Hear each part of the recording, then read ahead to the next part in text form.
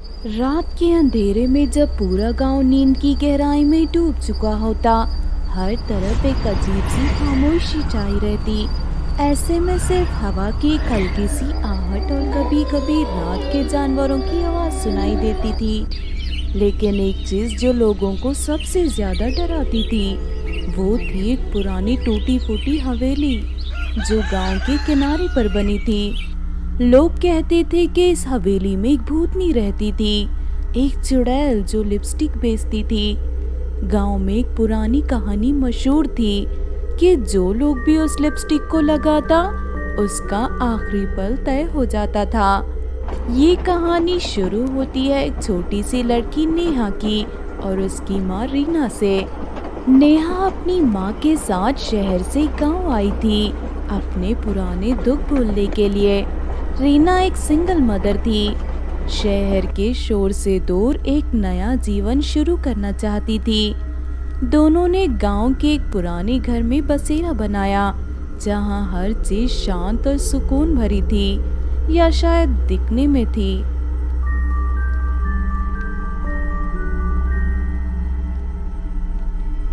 एक रात जब नेहा अपने कमरे में सो रही थी, एक अजीब सी आवाज उनके कान में पड़ी।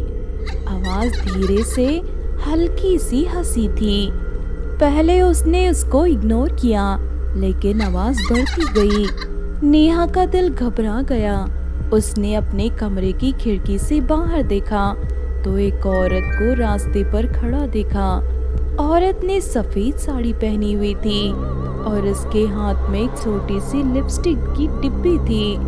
उस औरत का चेहरा साफ नहीं दिख रहा था, लेकिन उसके होठों पर एक अजीब सी मुस्कान थी, जैसे वो किसी और दुनिया से हो। नेहा ने जल्दी से खिड़की बंद कर दी और अपनी माँ के कमरे की तरफ भागी। माँ देखो ना, बाहर कोई औरत है।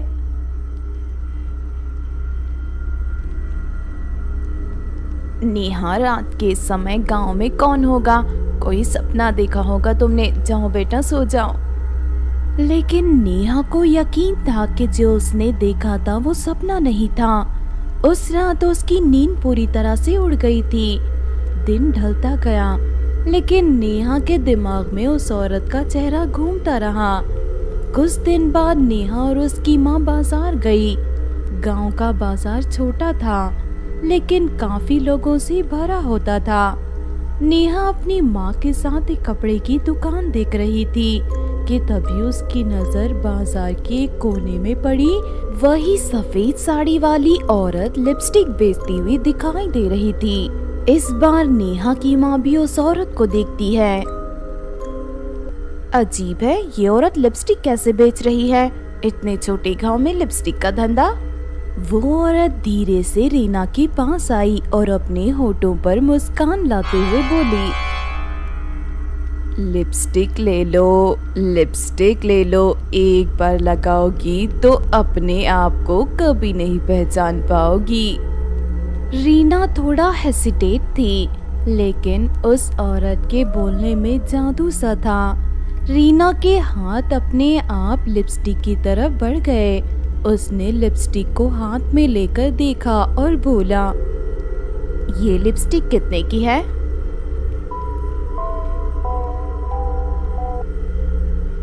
पैसे का क्या करना, तुम्हारी खूबसूरती के लिए ये मुफ्त है। उस औरत ने एक अजीब सी मुस्कान के साथ कहा। रीना एक पल के लिए कंफ्यूज थी, लेकिन उस लिपस्टिक को ले लिया। नेहा बस चुपचाप देख रही थी। उसके अंदर कुछ अजीब सी घबराहट हो रही थी, लेकिन वो कुछ कह नहीं पाई। रात को जब रीना घर गई तो बिना कुछ सोचे लिपस्टिक को अपने होठों पर लगा लिया। उस पल उसकी आंखों में एक चमक आई और एक अजीब सी मुस्कान उसके चेहरे पर छा गई। नेहा को ये सब देखकर घबराहट हुई, लेकिन उसने सोचा शायद माँ बस थक गई है।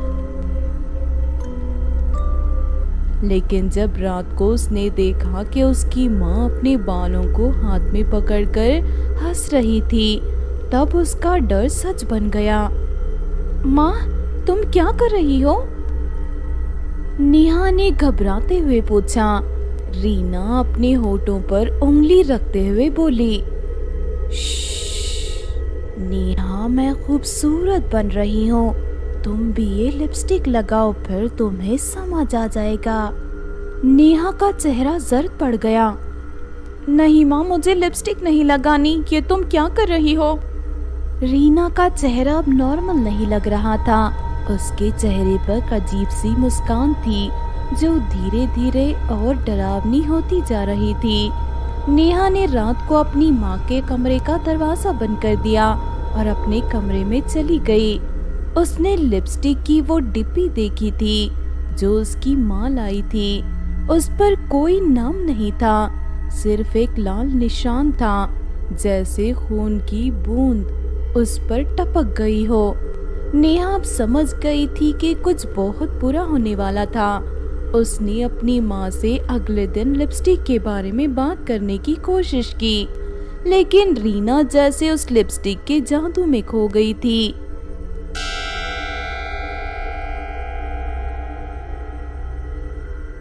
नेहा, तुम्हें समझ नहीं आ रहा? मैं अब बिल्कुल ठीक हूँ, तुम भी इस लिपस्टिक को लगाओ, सब कुछ बदल जाएगा। माँ, ये लिपस्टिक कोई आम लिपस्टिक नहीं है, तुम्हें ये कहाँ से मिली थी? वही औरत जो बाजार में मिली थी, उसने दिया था। तुम्हें नहीं लगता ये एक नया जीवन है? तुम्हें भी चाहिए नेहा? रीना की आंखों में एक अजीब सी पागलपन की चमक थी। नेहा अब और नहीं समझ पाई। उसने सोचा कि गांव के पंडित से बात करेगी। अगले दिन वो गांव के पुराने पंडित के पास गई और उसने लिपस्टिक बेचने वाली औरत के बारे में पूछा। पंडित जी ने गहरी सांस लेकर कहा, वो लिपस्टिक वाली कोई आम औरत नहीं नेहा, वो शीतल की आत्मा है। शीतल एक समय गांव की एक सुंदर लड़की थी। उसके होठों की लाली और उसकी खूबसूरती के लिए लोग दीवाने थे, लेकिन उसके पास एक लिपस्टिक थी जो जादू से भरी हुई थी। कहते हैं वो लिपस्टिक लगाने वाला कभी बूढ़ा नहीं होता था, लेकिन एक दिन लोगों ने शीतल पर काला जादू करने का इल्जाम लगाकर उसे जिंदा जला दिया। तब से उसकी आत्मा लिपस्टिक बेचने वाली चुड़ैल बन गई।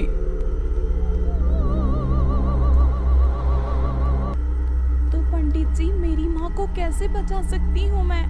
वो उस लिपस्टिक के जादू में फंस गई है। पंडित जी ने एक पुरानी तलवार नेहा को दी और कहा, ये तलवार शीतल की आत्मा को शांत करने का एक तरीका है। उसका सामना करो और इस तलवार से उसका अंत करो। रात के अंधेरे में नेहा उस जगह गई जहां उसने सबसे पहले उस चुड़ैल को देखा था। रास्ते खाली थे, हवा तेज चल रही थी। 12 बजे वही लिपस्टिक वाली चुड़ैल फिर से उसके सामने आई। इस बार नेहा ने हिम्मत जुटाते हुए कहा, मुझे तेरी लिपस्टिक नहीं चाहिए, मुझे मेरी माँ वापस चाहिए। चुड़ैल के चेहरे पर एक खौफनाक मुस्कान थी। तेरी माँ अब मेरी हो चुकी है, उसे बचाने का कोई तरीका नहीं है, तेरे पास सिर्फ मौत है। नेहा ने तलवार को मजबूती से पकड़ रखा था। मैं अपनी माँ को वापस लेकर रहूंगी। चुड़ैल एक पल के लिए हवा में उछल गई और उसका रूप बदल गया। उसका चेहरा एक डरावने रूप धारण कर चुका था।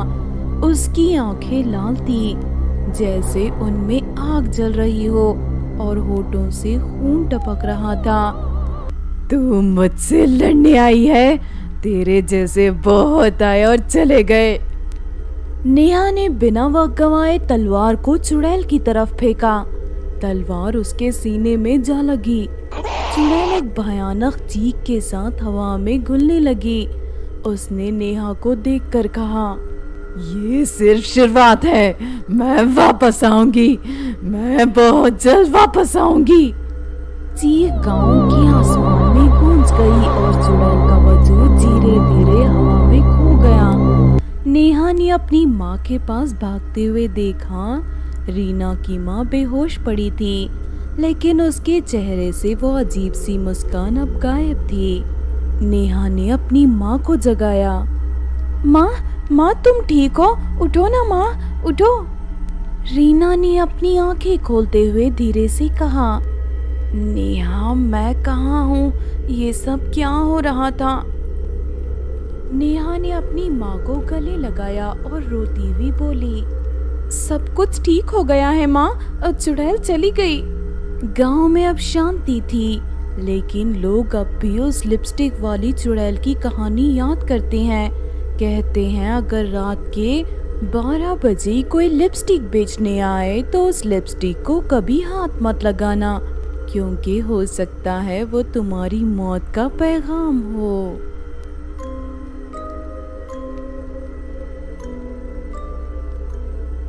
एक बार की बात है, किसी नदी के पास चुड़ैलों की एक बहुत ही सुंदर सोसाइटी हुआ करती थी। उस सोसाइटी में ढेर सारी चुड़ैलें अपने परिवार के साथ रहती थी। फिर एक दिन शुभांगी नाम की लड़की अनजाने में फल बेचते हुए चुड़ैलों की सोसाइटी में जा पहुंचती है। तभी अचानक वहां चारों तरफ चुड़ैलों को देख शुभांगी की आंखें फटी की फटी रह जाती हैं। साथ ही डर के मारे उसके हाथ पैर भी कांपने लगते हैं।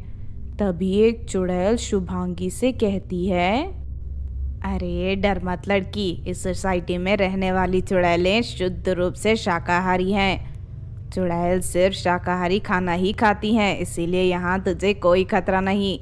तेरे पास तो ताज़े फल हैं, ला मैं तुझसे फल खरीद लेती हूँ। इतना कहकर वो चुड़ैल शुभांगी से फल खरीदने लगती है। तभी चुड़ैल को फल खरीदते देख वहाँ दूसरी चुड़ैलें भी आ जाती हैं। वो सभी शुभांगी से फल खरीदने लगती हैं। देखते ही देखते शुभांगी के सारे फल बिक जाते हैं और वो सारे पैसे लेकर अपने गांव लौट जाती है। फिर अगले दिन शुभांगी गांव के चौराहे पर बैठकर अपनी सभी सहेलियों को चुड़ैलों की सोसाइटी के बारे में बताने लगती है।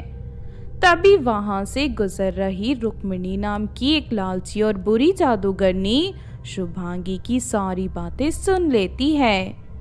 फिर अगले दिन रुक्मिणी जादूगरनी ढेर सारी आइसक्रीम लेकर और रास्ते पर खड़ी हो जाती है।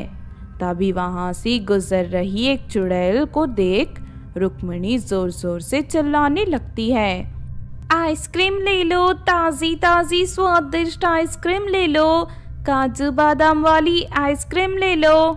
जादूगरनी की आवाज सुनकर उसके पास आइसक्रीम खरीदने पहुंच जाती है। जादूगरनी उस चुड़ैल को ढेर सारी आइसक्रीम खाने के लिए दे देती है। फिर वो चुड़ैल जल्दी जल्दी सारी आइसक्रीम खा लेती है, लेकिन आइसक्रीम खाते ही वो बेहोश होकर जमीन पर गिर पड़ती है। जादूगरनी फौरन उस चुड़ैल को एक बड़ी बोरी में बांधकर वहां से ले जाती है। फिर घर पहुंचने के बाद जादूगरनी उस चुड़ैल को एक जादुई आईने के अंदर कैद कर देती है। मुझे छोड़ दे दुष्ट जादूगरनी, आखिर तूने मुझे यहाँ क्यों कैद कर रखा है? मैं तो जैसी बहुत सारी चुड़ैलों को मारकर उनके शरीर के टुकड़ों से एक नया चुड़ैल का शरीर तैयार करूंगी। इसके बाद अपनी आत्मा उस शरीर के अंदर डालकर इस दुनिया की सबसे शक्तिशाली चुड़ैल बन जाऊंगी। जादूगरनी के इतने भयानक इरादे जानकर वो चुड़ैल बुरी तरह घबरा जाती है। फिर अगले दिन से जादूगरनी इसी तरह चुड़ैलों को आइसक्रीम खिलाकर उन्हें अपने घरों में कैद करना शुरू कर देती है। इसी तरह एक दिन जादूगरनी के पास 2 चुड़ैल बहनें आइसक्रीम खरीद कर खा रही थी। तभी वहां से गुजर रही शुभांगी की नजर उन दोनों चुड़ैल बहनों पर पड़ती है। अगले ही पल वो दोनों आइसक्रीम खाने की वजह से बेहोश हो जाते हैं। फिर जादूगरनी दोनों को बोरी में बांध देती है। ये सब देख शुभांगी को बड़ा ताज्जुब होता है।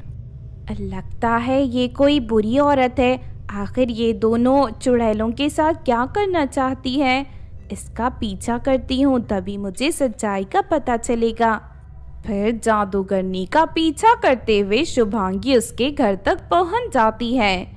उसके बाद शुभांगी खिड़की के पास पहुंचकर अंदर झांकने लगती है। जादूगरनी दूसरी चुड़ैलों की तरह उन दोनों को भी जादुई आईने के अंदर कैद कर देती है। अब मेरे पास बहुत सारी चुड़ैलें इकट्ठी हो गई है, मैं अभी सबको मार कर इनके शरीर के टुकड़े टुकड़े कर देती हूँ। जादूगरनी की बात सुन सभी चुड़ैलें घबराकर रोने लगती हैं। अरे नहीं, ये तो एक बुरी जादूगरनी है, ये एक साथ इतनी सारी चुड़ैलों को जान से मार देगी। नहीं नहीं, इन चुड़ैलों को बचाने के लिए मुझे कुछ करना होगा। इतना कहकर शुभांगी एक बड़ा पत्थर उठा लेती है और जल्दी से कमरे के अंदर दाखिल होकर उस पत्थर से जादुई आईने पर वार कर देती है। अगले ही पल जादुई आईना टूटकर चिकनाचूर हो जाता है और उसके अंदर कैद सभी चुड़ैलें आजाद हो जाती हैं। अरे तेरा सत्यानाश हो दुष्ट लड़की, तूने मेरे सारी मेहनत पर पानी फेर दिया। आखिर तू कौन है? इससे पहले कि शुभांगी कोई जवाब देती, सारी चुड़ैलें जादूगरनी को घेर लेती हैं। जादूगरनी एक साथ इतनी सारी चुड़ैलों को सामना नहीं कर सकती थी। अपनी नुकीली दांतों से उसके शरीर के टुकड़े टुकड़े करके उसे मार डालती हैं। इस तरह उस लालची धोखेबाज जादूगरनी की दर्दनाक मौत हो जाती है। फिर सभी चुड़ैलें शुभांगी को अपनी सोसाइटी में ले जाती हैं और उसका एहसान चुकाने के लिए उसे खजाने से भरा एक बक्सा दे देती है। इतनी सारी दौलत पाकर शुभांगी खुशी का ठिकाना नहीं रहता। इस तरह शुभांगी की गरीबी पूरी तरह दूर हो जाती है।